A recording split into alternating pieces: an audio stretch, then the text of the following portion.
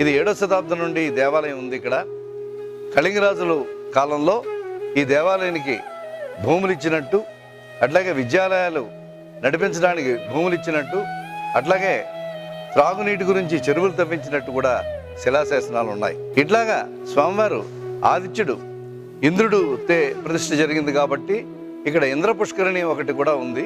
ఆ ఇంద్ర పుష్కరిణిలో స్వామివారికి ప్రతి ఏటా కూడా క్షీరాబ్ది దోస నాడు స్వామివారికి నావికోత్సవం కూడా చేస్తారు.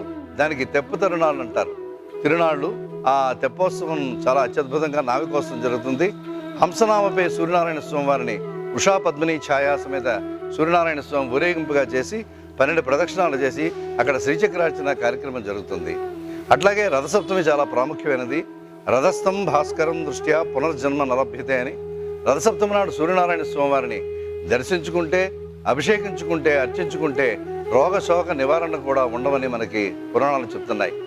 అట్లాంటి సూర్యనారాయణ స్వామి వారిని ప్రతి దక్షిణాయనం ఉత్తరాయణంలో కూడా మనకి సూర్యరశ్మి ఆ స్వామి పాదాల దగ్గర చెందుతుంది. ఆ పాదాల దగ్గర మార్చిలో, అక్టోబర్లో కూడా సూర్యకిరణాలు పడడానికి అవకాశం ఉంది.